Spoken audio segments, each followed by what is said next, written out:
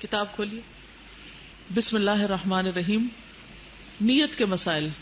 اعمال کے اجر و ثواب کا دار و مدار نیت پر ہے. زکوٰۃ ادا کرتے وقت نیت کرنا ضروری ہے. اب حدیث پڑھیے. حضرت عمر بن خطاب رضی اللہ عنہ کہتے ہیں، میں نے رسول اللہ صلی اللہ علیہ وسلم کو فرماتے ہوئے سنا ہے، اعمال کا دار و مدار نیتوں پر ہے. ہر شخص کو وہی ملے گا جس کی اس نے نیت کی، لہٰذا جس نے دنیا حاصل کرنے کی نیت سے ہجرت کی اسے دنیا ہی ملے گی، یا جس نے عورت حاصل کرنے کی نیت سے ہجرت کی اسے عورت ہی ملے گی. بس مہاجر کی ہجرت اسی چیز کے لیے سمجھی جائے گی جس غرض کے لیے اس نے ہجرت کی. اسے بخاری نے روایت کیا ہے. شاباش، احسنتی. تو اس حدیث سے کیا پتہ چلتا ہے کہ ہر اچھے عمل کے لیے نیت کا ہونا ضروری ہے. تو گویا زکوٰۃ ادا کرنے کے لیے بھی نیت کا ہونا ضروری ہے، اور نیت کا اللہ کے لیے ادا کرنا ضروری. دوسری حدیث، دکھاوے کی زکوٰۃ، نماز اور روزہ سب شرک اصغر ہے. حضرت شداد بن اوس کہتے ہیں، میں نے آپ صلی اللہ علیہ وسلم کو فرماتے ہوئے سنا ہے، جس نے دکھاوے کی نماز پڑھی اس نے شرک کیا، جس نے دکھاوے کا روزہ رکھا اس نے شرک کیا، جس نے دکھاوے کا صدقہ کیا اس نے شرک کیا. اسے احمد نے روایت کیا. تو زکوٰۃ ادا کرنے کے لیے سب سے پہلی اور اہم چیز کیا ہے؟ نیت کا درست ہونا. نیت کے بغیر دیا ہوا مال زکوٰۃ شمار نہیں ہوگا. کہ ایسے ہی بس کوئی ضرورت مند نظر آ گیا، اس کو آپ نے کچھ دے دیا، اس کو کچھ دے دیا، اس کو کچھ دے دیا، اور آپ نے یہ سوچا ہی نہیں کہ یہ زکوٰۃ ہے، تو وہ زکوٰۃ شمار نہیں ہوگی. زکوٰۃ کے لیے نیت کا کرنا بے حد ضروری ہے. اور نیت میں یہ جو بات ہے کہ دل اللہ کی طرف متوجہ ہو، یہ بات یاد رکھنی ہے آپ نے. نیت کے بارے میں نے جتنی بھی چیزیں پڑھی ہیں اس میں اس بات نے میرا دل ہلا دیا کہ اللہ کے لیے کام کرنے کا مطلب کیا ہے. کہ جب انسان اللہ تعالیٰ کے لیے کام کرے تو انسان کا دل اللہ کی طرف متوجہ اور مشغول ہو، کوئی اور اس میں نہ ہو. فقہ القلوب کی ایک عبارت نے اس بات کو میرے لیے روز روشن کی طرح واضح کر دیا. وہ لکھتے ہیں کہ وَإِذَا عَمِلَ الْإِنسَانُ الْأَعْمَالَ الصَّالِحَةَ وَالْقَلْبُ مُتَوَجِّهٌ إِلَى اللَّهِ كَانَتْ هَذِهِ الْأَعْمَالُ سَبَبًا لِدُخُولِ الْجَنَّةِ. وَإِذَا عَمِلَ الْإِنسَانُ الْأَعْمَالَ الصَّالِحَةَ وَالْقَلْبُ مُتَوَجِّهٌ إِلَى غَيْرِ اللَّهِ كَانَتْ هَذِهِ الْأَعْمَالُ سَبَبًا لِدُخُولِ النَّارِ. سببا لدخول النار. معنی اس کا یہ ہے کہ جب انسان نیک عمل کرتا ہے، جس زکوٰۃ دے رہا، صدقہ دے رہا، خیرات دے رہا، نماز پڑھ رہا ہے، والقلب متوجہ الی اللہ، اور دل اللہ کی طرف متوجہ ہے کہ اللہ کی خوشی کے لیے سب کچھ کر رہا ہوں، کسی کی تعریف نہیں چاہ رہا. کانت هذه الاعمال سببا لدخول الجنہ، تو یہ عمل جنت میں داخلے کا ذریعہ بن جائے گا. وَإِذَا عَمِلَ الْإِنسَانُ الْأَعْمَالَ الصَّالِحَةَ، اور جب انسان نیک اعمال کرے، زکوٰۃ دے رہا ہے، صدقہ دے رہا ہے، کسی کی کوئی خدمت کر رہا ہے، کچھ بھی کسی کے ساتھ بھلائی اور احسان کر رہا ہے، وَالْقَلْبُ مُتَوَجِّهٌ إِلَى غَيْرِ اللَّهِ، اور دل کسی انسان کی طرف مائل ہے کہ اس کو پتہ چل جائے، یہ خوش ہو جائے، یہ واہ واہ کرے، اس کی نظر میں میرا مقام بڑھ جائے، تو وہی نیک عمل کانت هذه الاعمال سببا لدخول النار، وہی نیک عمل آگ میں داخلے کا سبب بن جاتا ہے. اب اپنے آپ کو خود ہی چیک کر لیجئے، خود ٹیسٹ کر لیجئے کہ جب آپ کسی کو کچھ دے رہے ہوتے ہیں تو دل میں کیا ہوتا ہے، ہاتھ میں نہیں، دل میں کیا ہوتا ہے، یہ جاننا بے حد ضروری ہے. یہ ہے نیت. جب زکوٰۃ دے رہے ہوتے ہیں تو دل میں کیا ہوتا ہے کہ میں جو لینے والا ہے اس کی نظر میں اچھا بن جاؤں، یا آئندہ سے یہ میرے کام اچھی طرح کرے. مثلاً آپ اپنے سرونٹ کو دیکھتے ہیں، بڑا غریب ہے، اس کو زکوٰۃ دے دیتا ہوں، تو آپ اس کو زکوٰۃ دے رہے ہیں، لیکن اس کے بدلے میں کیا چاہ رہے ہیں؟ اس کی اوبیڈینس، اس کا آپ کا احسان مند ہونا، آپ کا شکر گزار ہونا. تو کہیں پر بھی آپ زکوٰۃ دیتے ہیں یا صدقہ دیتے ہیں، اگر آپ کے دل میں کسی بھی طرح کا کوئی ایسا جذبہ موجود ہے تو وہ عمل قبول ہی نہیں، وہ رد ہے.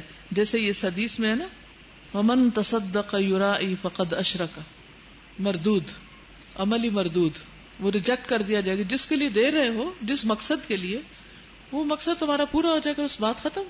اب اس میں آپ مجھے بتائیے کہ جب کوئی شخص زکوٰۃ دیتا ہے یا صدقہ دیتا ہے تو عام طور پر کیا کیا چیزیں ذہن میں ہوتی ہیں کہ دے کر کس قسم کا فائدہ اٹھایا جائے؟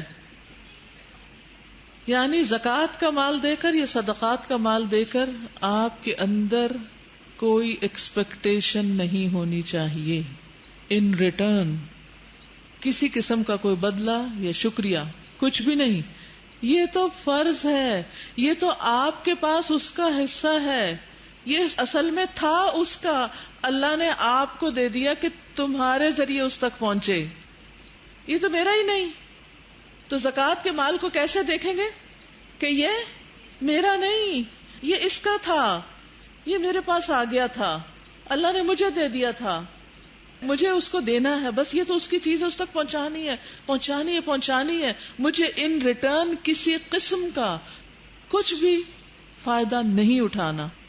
یہ ہے اخلاص نیت، تب اس کا اجر ملے گا. اگر آپ کہیں میں نے فلاں جگہ زکوٰۃ دی، فلاں انسان کو دی، فلاں ادارے کو دی، اور انہوں نے تو مجھے پوچھا ہی نہیں، اور انہوں نے مجھے شادی پہ نہیں بلایا، اور انہوں نے مجھے فلاں پارٹی میں نہیں بلایا، اور فلاں مجھے بھول گیا، تو آئندہ میں یہاں زکوٰۃ نہیں دوں گی کیونکہ یہ لوگ میری قدر نہیں کر رہے. تو کیا یہ نیت درست ہوگی زکوٰۃ دینے کی؟ نہیں. لیکن ہم انسان ہیں اور ایسی ویکنیسز ہمارے اندر ہیں، اور زکوٰۃ تو پاک کرنے والی چیز ہے. زکوٰۃ کے ذریعے ہی تو ہمارے اندر کی ان آلائشوں کی صفائی ہوتی ہے کہ جب انسان اتنا اپنے آپ کو ڈس ایسوسیٹ کر دے، یہ ہے ہی نہیں میرا. اب مثال کے طور پر یہ مصحف یہاں رکھا ہوا ہے، اگر یہ میرا ہوتا تو میرے جذبات کیا ہوتے؟ میرا دھیان ہوتا ہے اس میں، اور جب میرا نہیں تو میں کیا ہوں؟ اس سے بے نیاز، بے فکر. اللہ کا مال اللہ نے دیا اللہ کے بندوں کے لیے، اور میری سعادت کہ مجھ سے دلوایا، میری خوش قسمتی کہ مجھے اس قابل بنایا کہ میں دوں، اور میں اس سے کیا ایکسپیکٹیشن رکھتی ہوں اللہ تعالیٰ سے کہ وہ اس کو قبول کر لے. آتا جاتا ہے نا، بس روک لیں اور اپنی پٹائی شروع کر دیں، اکیلے لے جائیں اپنے آپ کو کہیں اور لگائیں چند ایک دفعہ اپنے آپ کو. بلیو می اتنا فائدہ مند ہوگا نا. ایسی ڈانٹ دیں اپنے آپ کو، ایسا لگائیں، لٹرلی اپنے آپ کو مارے، اور کہ خبردار جو آئندہ تم نے یہ کیا. کیونکہ یہ نفس اتنی آسانی سے ماننے والا نہیں ہے، یہ اتنا آسان مسئلہ نہیں ہے. It's really hard. وہی ایک ہی عمل آپ نیکی سمجھ کے کر رہے ہیں اور وہ جہنم میں لے جانے کا باعث بن رہا ہے. تو نیت کو خالص کرنے میں کچھ اور چیزیں بھی شامل ہیں. نمبر 1 پوائنٹ سب آپ لکھ لیجئے جس کے آپ نے فلو چارٹ یا مائنڈ میپ یا جو بھی بنانا ہے بنانے کے لیے.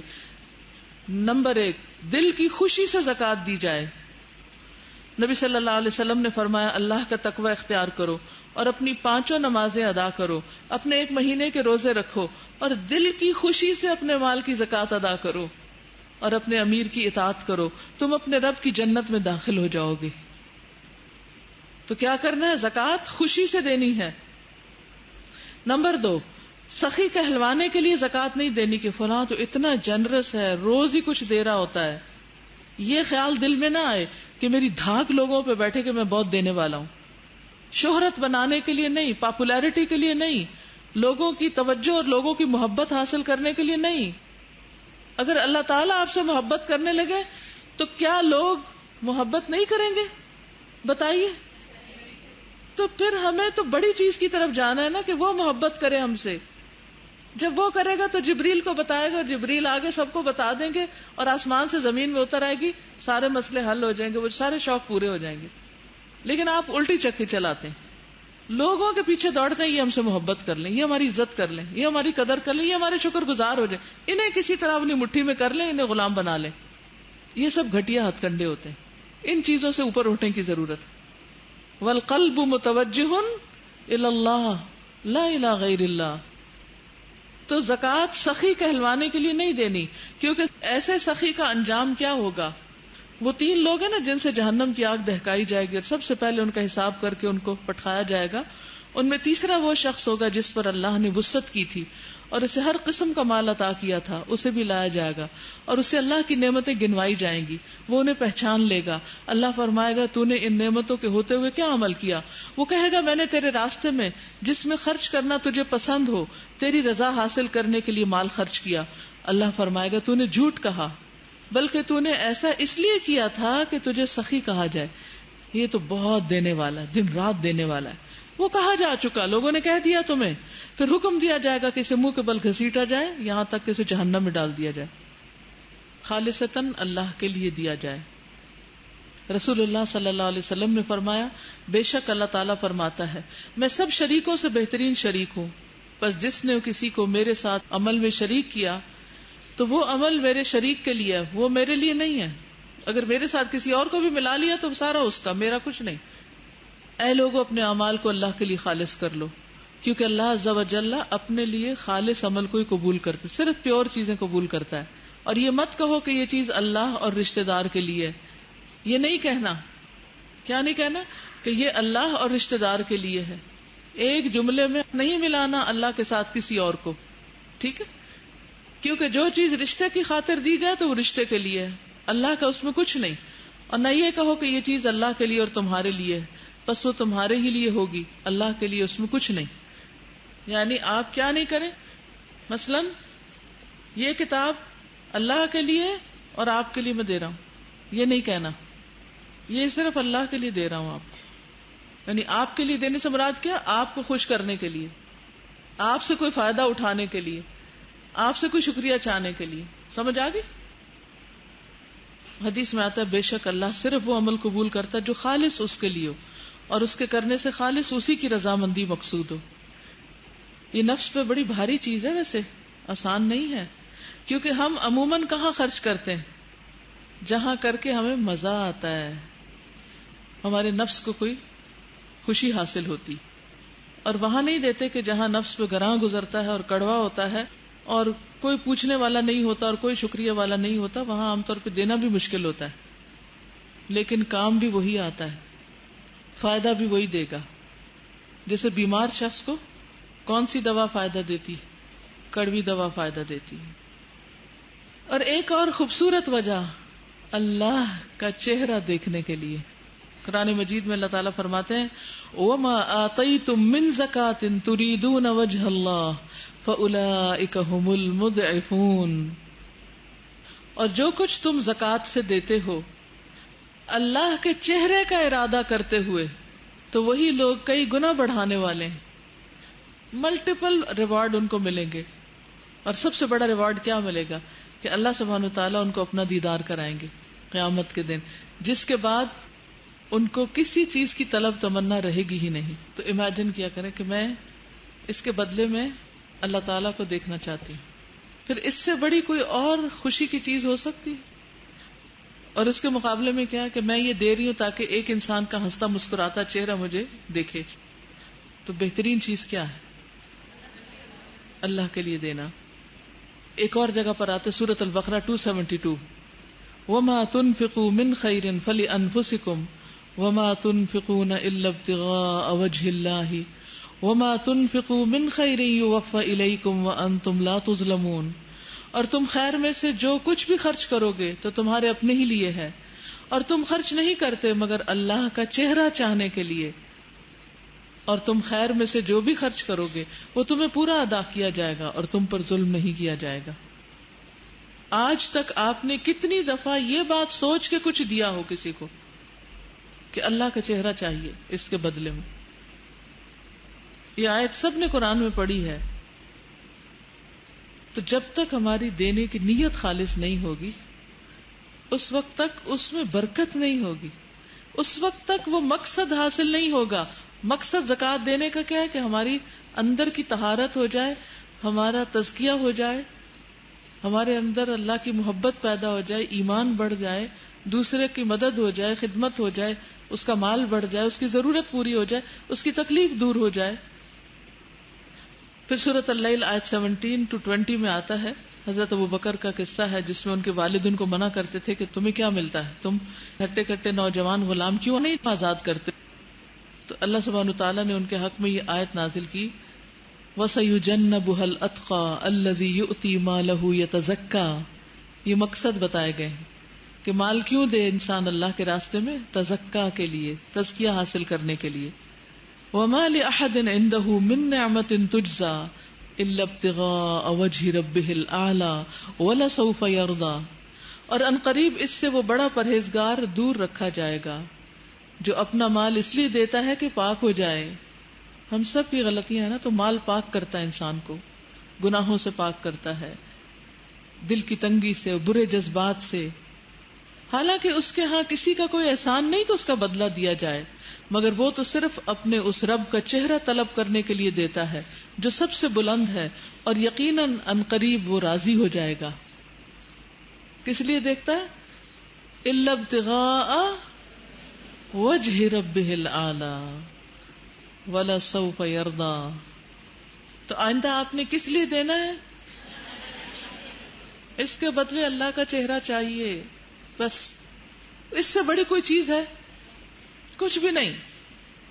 تو جو بھی موٹیوز یا مقاصد دنیا کے ہیں سب حقیر ہیں، چھوٹے ہیں. پھر آخرت کا گھر چاہنے کے لیے کتنے ہی لوگ غمگین اور دکھی رہتے ہیں کہ ان کے پاس دنیا میں کوئی اپنا گھر نہیں. لیکن یہ دنیا تو چند دن کی گزر جائے گی، اصل گھر تو آخرت کا گھر ہے جو ہمیشہ کے لیے باقی رہے گا.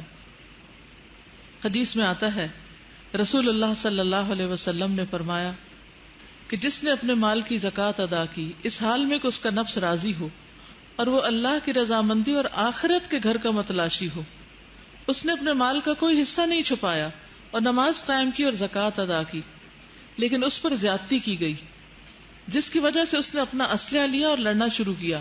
یعنی کسی نے اس پر زیادتی کر دی، وہ تو دے رہا تھا مالدار تھا، تو کسی نے اس پر حملہ کر دیا لیکن قتل ہو گیا تو وہ شہید ہے. یعنی من قتل دون مالہ فہو شہید. کون شہید ہے اس میں؟ کہ جو کس لیے مال خرچ کرے؟ اللہ کی رضا اور آخرت کا گھر چاہنے کے لیے. تو لکھ لیجئے اس کو، مال کس لیے خرچ کرنا ہے؟ آخرت کا گھر لینا ہے. کتنا بڑا لینا ہے؟ کس سیکٹر میں لینا ہے؟ کون سے درجے پر لینا ہے؟ ہائی لینڈز میں. پھر اللہ کی طرف واپس لوٹنے کے خوف سے کہ واپس جانا ہے، کیا منہ دکھائیں گے؟ کچھ کر کے جائیں. والذین یؤتون ما آتوا وقلوبهم وجلة انہم الی ربہم راجعون اولئک یسارعون فی الخیرات وہم لہا سابقون.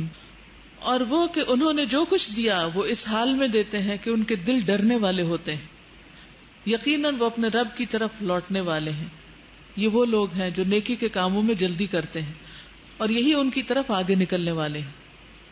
یعنی دے کے بھی ڈرتے ہیں کہ پتہ نہیں کیا بنے گا ہمارا، دے کر ڈرتے ہیں، دے کر ڈرنا بھی ہے کہ پتہ نہیں قبول ہوا کہ نہیں، پتہ نہیں پسند آیا کہ نہیں.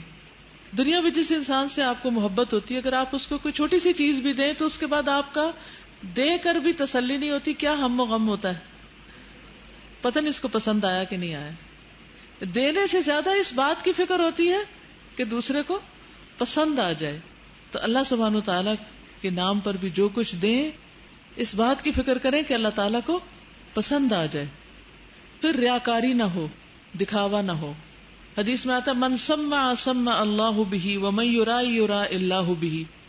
جو شہرت کا طالب ہوگا اللہ اس کی بدنیتی قیامت کے دن سب کو دکھا دے گا، اور جو لوگوں کو دکھانے کے لیے نیک کام کرے گا اللہ بھی قیامت کے دن ان سب لوگوں کو دکھا دے گا کہ یہ دکھاوے کا کام کرتا تھا.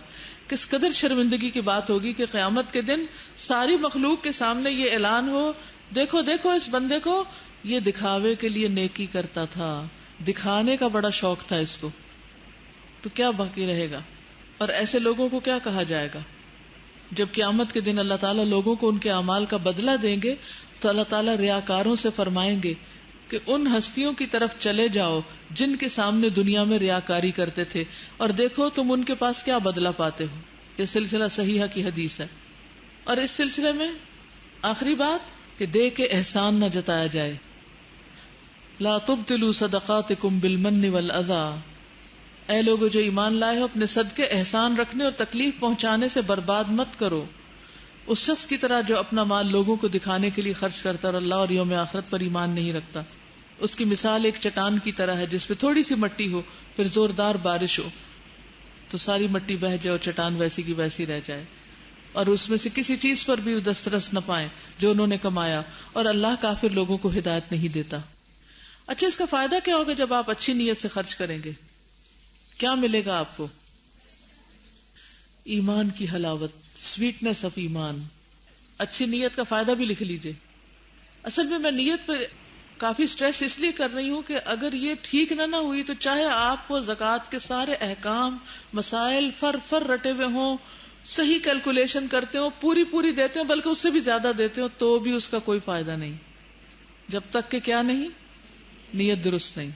تو نیت کا فائدہ کیا ہے؟ جیسی نیت ویسا پھل۔ فائدہ کیا ہے؟ نمبر 1، ایمان کی حلاوت نصیب ہوتی۔ جب آپ اللہ کے لیے کوئی کام کرتے ہیں تو آپ کے اندر، دل کے اندر خانے تک ٹھنڈک پیدا ہو جاتی، آپ خوش ہو جاتے ہیں، آپ کی زندگی سے بے چینی اور پریشانی نکل جاتی۔ رسول اللہ صلی اللہ علیہ وسلم نے فرمایا، جس نے یہ 3 کام کیے وہ ایمان کا مزہ چکھ لے گا۔ نمبر 1، جس نے صرف اکیلے اللہ کی عبادت کی اور بے شک اللہ کے سوا کوئی الہ نہیں، اور اس نے اپنے دل کی خوشی کے ساتھ زکوٰۃ ادا کی جو ہر سال اس پر فرض ہوتی۔ اس کو کیا ملے گا؟ ایمان کی حلاوت، ایمان کی سویٹنس۔ نیز زکوٰۃ میں بہت بوڑھا، بیمار، مریض اور گھٹیا جانور نہیں دیا، اپنے مال سے متوسط چیز دی، کیونکہ اللہ نے نہ تم سے بہت بہتر چیز کا مطالبہ کیا نہ گھٹیا چیز دینے کا حکم دیا۔ درمیانی چیزیں اللہ کے راستے میں دے سکتے ہو، اس کا بھی فائدہ ہوگا۔ دوسرا فائدہ اچھی نیت کا، جنت میں داخلہ۔ آپ کہیں گے جنت میں داخلے کے لیے تو اور بھی چیزیں ہیں، لیکن اس حدیث میں خاص طور پر لفظ آیا ہے اس لیے اس کو بیان کری۔ صحیح ترغیب و ترہیب کی حدیث ہے۔ 5 باتیں ہیں جو ان کو ایمان کے ساتھ بجا لایا جنت میں داخل ہوگا۔ نمبر 1، جس نے 5 نمازوں کی حفاظت کی اور ان کے وضو، رکوع اور سجود اور اوقات کے ساتھ ادا کیا۔ نمبر 2، رمضان کے روزے رکھے۔ نمبر 3، بیت اللہ کا حج کیا اگر زاد راہ کی طاقت رکھتا ہے۔ اور نمبر 5، خوش دلی کے ساتھ زکوٰۃ دی۔ 5 نمازوں کی ادا اور طہارت کا اہتمام 2 ہو گئی چیزیں، اور خوش دلی کے ساتھ زکوٰۃ دی تو اس کو کیا ملے گا؟ جنت ملے گی۔ فرض ادا کر رہے ہیں اپنا اور جنت ثواب بدلہ، کتنی حیرت کی بات ہے۔ آپ اپنی ڈیوٹی پوری کر رہے ہیں، کسی پر احسان نہیں، اور اس پر آپ کو اجر مل رہا ہے۔ کچھ کہنا چاہیں گے آپ؟ جیسے اللہ سبحانہ و تعالی ہمیں علم دیتے ہیں تو اس میں سے ہم آگے پہنچاتے ہیں دوسرے لوگوں جن کے پاس نہیں ہے، وہ ان کی پرسنٹیج جو ان کو ملنی چاہیے۔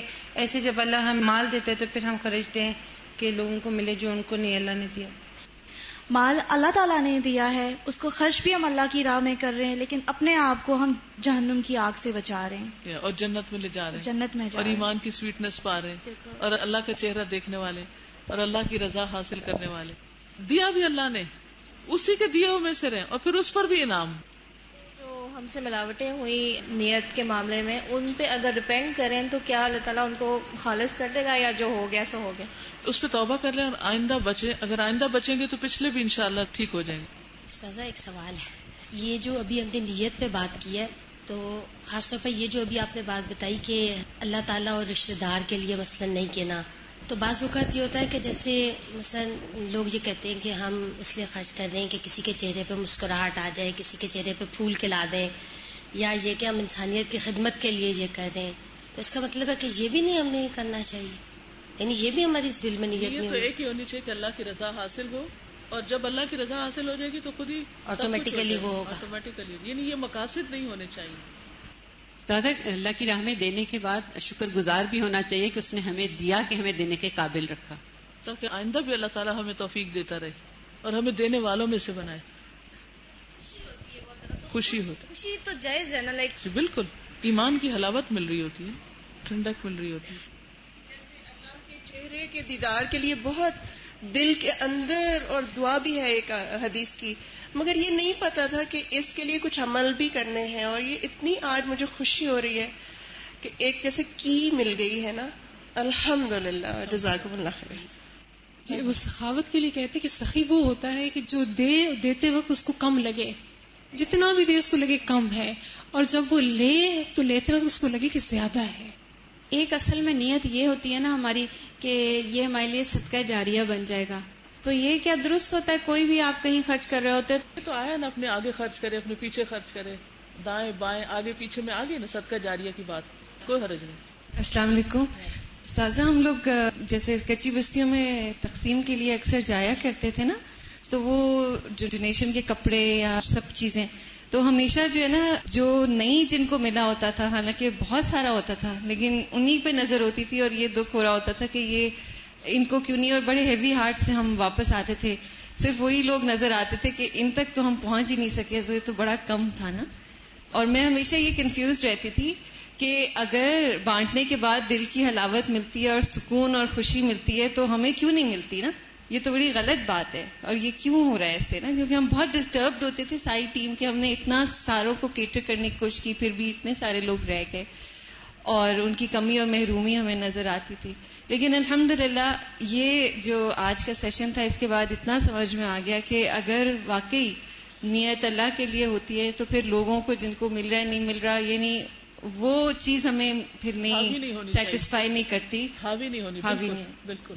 بیٹھے بیٹھے وہ اللہ کا دیدار ہونے کی بات ہو رہی تھی، تو میں نے اسی وقت نیت کی اور اللہ سے بہت دعا کی مجھے بہت ڈھیر سارا مال دیں. میں صرف یہ دعا کروں اور اللہ کی راہ میں دوں کہ اللہ جی مجھے آپ کو دیکھنا ہے، مجھے آپ کا دیدار کرنا ہے انشاءاللہ. زکوٰۃ کا لغوی اور شرعی مفہوم. زکوٰۃ کا لفظ زائی، کاف اور یا سے نکلا ہے. عربی لغت میں زکوٰۃ کا معنی ہے پاک رکھنا، صاف رکھنا، اضافہ کرنا اور خالص کرنا. یہ دو لفظ یاد کر لیجئے. النماء والزیادہ، نمو نشو نما نہیں ہوتا، النماء والزیادہ جس میں نشو نما بڑھوتری اور برکت کا معنی ہوتا ہے. تو زکوٰۃ کا لغوی معنی کیا ہو گیا؟ بڑھنا، زیادہ ہونا. دینے والے کو بھی اللہ اور دیتا ہے، اس کا مال بھی بڑھ جاتا ہے، اور جس کو وہ زکوٰۃ دی جا رہی ہوتی ہے اس کے مال میں بھی اضافہ ہو جاتا ہے. تو دونوں ہی پانے والے ہوتے ہیں، کوئی بھی کھوتا نہیں. زکوٰۃ کا کیا معنی؟ النماء والزیادہ، بڑھنا، گرو کرنا، برکت ہونا، اضافہ ہونا، زیادہ ہونا. تو یہ تو کتنی خوشی کی بات ہے. اچھا یہ ایسا کام ہے جس سے مال اور زیادہ ہو جاتا ہے. جی ہاں، باقی تو جہاں خرچ کرتے ہیں پھر کم ہو جاتا ہے، لیکن اللہ کے راستے میں دینے سے اور زیادہ ہو جاتا ہے. فائدہ مند اضافہ. دوسرا معنی ہوتا ہے الصلاح، درستگی. درستگی کسی چیز کا درست ہونا. تو زکوٰۃ دینے سے انسان کے اخلاق کی بھی درستگی ہوتی ہے، نیت کی بھی، اس کے اندر کے برے جذبات کی، اس کی میل کچیل کی. مال بھی پاک ہوتا ہے، اس کی بھی اصلاح ہوتی ہے. تیسرا معنی ہوتا ہے تعریف، المدح. تو زکوٰۃ اور تعریف کا کیا تعلق ہے آپس میں؟ جب آپ زکوٰۃ دیتے ہیں تو کیا حاصل ہوتا ہے آپ کو؟ کہاں سے لیتے ہیں؟ اللہ سبحانہ وتعالیٰ سے. اللہ سبحانہ وتعالیٰ آپ کو پاک کرتے ہیں، آپ کی تعریف کرتے ہیں. اور چوتھا معنی ہے طہارت، پاکیزگی. زکوٰۃ سے پاکیزگی بھی حاصل ہوتی، اور اس پاکیزگی کی 3 قسمیں ہوتی. نفس کی زکوٰۃ، وہ کیا ہے؟ تزکیہ نفس جس کو بولتے ہیں. یہ عام لغت میں معنی بتا رہی ہوں. جسم کی زکوٰۃ جیسے روزہ رکھتے ہیں اور فطرانہ وغیرہ جو دیتے ہیں. پھر مال کی زکوٰۃ جو ایک مقرر حصہ مقرر مال پر مخصوص لوگوں کو دیا جاتا ہے. تو تزکیہ میں نفس کی زکوٰۃ بھی ہوتی ہے، جسم کی بھی ہوتی ہے اور مال کی ہوتی ہے. اور جسم کی زکوٰۃ میں فطرانہ آتا ہے، اور نفس ویسے ہی برے جذبات سے پاک ہوتا ہے، بخل کے جذبات ختم ہوتے ہیں. اور مال کی زکوٰۃ جو اصل ٹاپک ہے ہمارا، وہ یہاں پر اس معنی میں آئے گا. تو مال کی زکوٰۃ کو زکوٰۃ کیوں کہتے ہیں؟ کیونکہ یہ مال کی صفائی کا ذریعہ ہے، مال کو بڑھانے کا باعث ہے، مال کی اصلاح کا ذریعہ ہے، اور اللہ سے جزا لینے کا ذریعہ ہے. تو خلاصہ کیا ہے کہ زکوٰۃ سے مال کم نہیں ہوتا، بڑھتا ہے. زکوٰۃ پاک کرنے والی ہے، اس سے درجات میں اضافہ ہوتا ہے. شرعی معنوں میں زکوٰۃ کیا ہے؟ یہ تو لغت میں معنی تھا نا، ڈکشنری میننگ تھا، جو اسلام سے پہلے بھی یہ معنی پایا جاتا تھا زکوٰۃ کا. تو شرعی معنی کئی ایک کیے گئے ہیں. نمبر 1، بڑھنے والے مال میں سے خاص حصے کو خاص مصارف میں خرچ کرنا جب وہ خاص نصاب تک پہنچ جائے. بڑھنے والا مال یعنی جب زیادہ ہو جائے ایک مخصوص مقدار سے، اس کے خاص حصے کو، یعنی پرسکرائبڈ اماؤنٹ ہے، خاص مصارف میں مخصوص لوگ ہیں جن کو دیا جائے گا، ہر ایک کو نہیں، جب وہ خاص نصاب تک پہنچ جائے.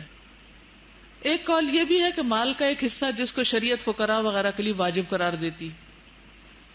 امام شوکانی کہتے ہیں لغت میں زکوٰۃ کا معنی ہے بڑھنا اور کسی چیز کو پاک کرنا، اور یہ شریعت میں دونوں معنوں کو ملحوظ رکھنے کے لیے آتا ہے. تو ہم زکوٰۃ کی ڈیفینیشن کیا کریں گے کہ یہ اللہ تعالیٰ کا حق ہے جو واجب ہے، جو شریعت میں خاص اور مقرر ہے، خاص مال خاص وقت میں خاص لوگوں کے لیے خاص شرطوں کے ساتھ. خاص مال خاص وقت میں خاص لوگوں کے لیے خاص شرائط کے ساتھ نکالنا. خاص مال خاص وقت میں خاص لوگوں کے لیے خاص شرائط کے ساتھ، یہ زکوٰۃ ہے شریعت میں. اب اس کی تفصیل آگے آئے گی کہ خاص مال کون سا ہے، خاص وقت کون سا ہے، خاص لوگ کون سے ہیں، خاص شرائط کیا ہیں. یہی پورا سبجیکٹ ہے. ٹھیک کہ کس کس مال پہ زکوٰۃ ہے، کس وقت میں دی جائے گی، کن لوگوں کو دی جائے گی، کن شرائط کے ساتھ دی جائے گی. ٹھیک ہے، تو یہ 4 چیزیں آپ نے یاد رکھنی، تو انشاءاللہ ساری بات آپ کو سمجھ آ جائے گی. ایک بات اور بھی یاد رکھیے کہ زکوٰۃ کے لیے صدقہ کا لفظ بھی استعمال ہوتا ہے. انما الصدقات للفقراء والمساکین، وہاں زکوٰۃ کی بات بھی ہو رہی ہے. تو صدقات جو ہوتے ہیں نفلی بھی ہوتے ہیں اور واجب بھی ہوتے ہیں. نفلی کو تو خیرات کہتے ہیں اور جو واجب ہوتا ہے اس کو زکوٰۃ کہتے ہیں.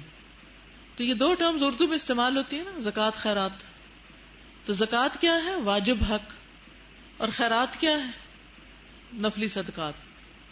صدقہ کو صدقہ کیوں کہتے ہیں چاہے وہ واجب ہے یا نفل ہے؟ ایمان کی سچائی کی علامت ہوتا ہے. پھر ہے زکوٰۃ کی فرضیت. زکوٰۃ 2 ہجری میں مدینہ میں فرض ہوئی. امام ابن کثیر سورۃ المومنون کی اس آیت والذین هم للزکاۃ فاعلون کے بارے میں کہتے ہیں کہ اکثر مفسرین یہی فرماتے ہیں کہ یہاں زکوٰۃ سے مراد مالی زکوٰۃ ہے.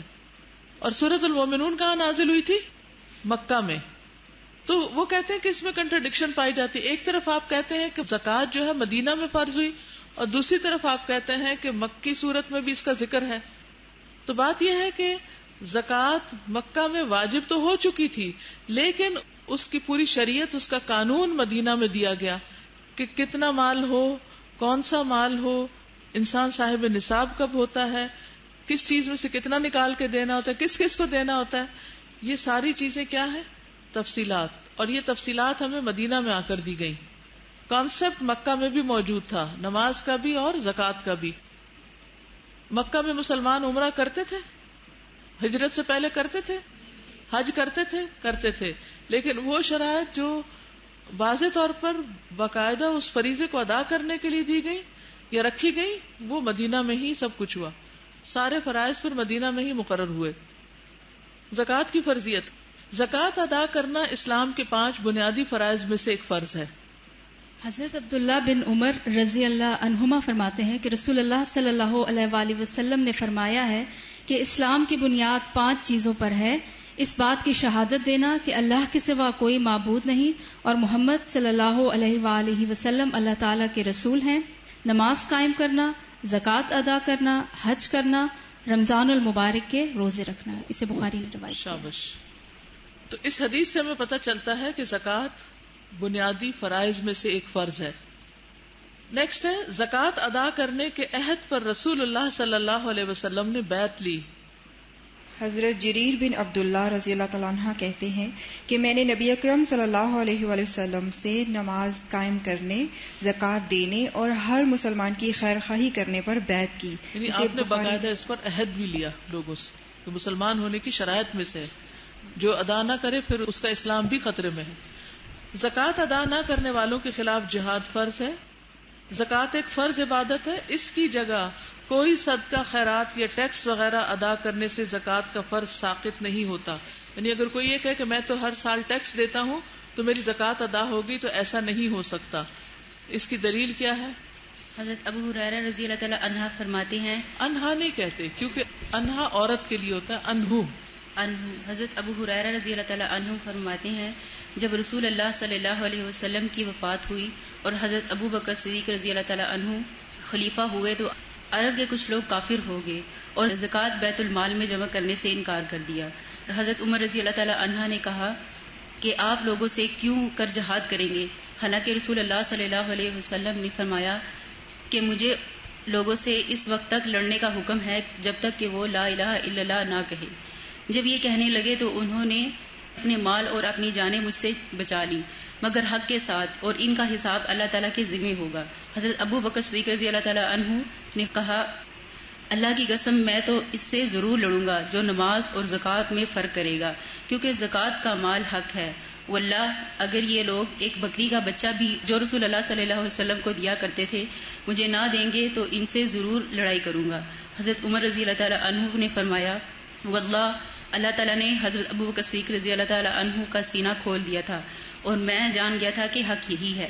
اسے بخاری نے روایت کی ہے۔ تو اس سے کیا پتہ چلتا ہے کہ جو زکوٰۃ نہ دے اس کا اسلام مشکوک ہے۔ تو زکوٰۃ جو ہے یہ دین قیم کا حصہ ہے۔ قرآن مجید میں آتا ہے وَمَا أُمِرُوا إِلَّا لِيَعْبُدُوا اللَّهَ مُخْلِصِينَ لَهُ الدِّينَ حُنَفَاءَ وَيُقِيمُوا الصَّلَاةَ وَيُؤْتُوا الزَّكَاةَ وَذَلِكَ دِينُ الْقَيِّمَةِ۔ پھر یہ کہ زکوٰۃ پچھلی امتوں پر بھی فرض تھی۔ سورۃ البقرہ آیت 83 میں بنی اسرائیل سے پکا عہد لیا گیا کہ تم اللہ کے سوا کسی کی عبادت نہ کرو گے، ماں باپ اور رشتہ داروں اور یتیموں اور مسکینوں سے احسان کرو گے، لوگوں سے اچھی بات کہو، نماز قائم کرو اور زکوٰۃ دو۔ یہ کس کو حکم دیا جا رہا ہے؟ بنی اسرائیل کو، اور پکا وعدہ لیا گیا اس پر کہ تم ایسا ضرور کرو گے۔ پھر تم پھر گئے مگر تم میں سے تھوڑے، اور تم منہ پھیرنے والے تھے۔ پھر اسی طرح یہ کہ نماز کے بعد زکوٰۃ کا حکم ہے۔ قرآن مجید کی تقریباً 32 آیات میں نماز اور زکوٰۃ کا ساتھ ساتھ حکم آتا ہے۔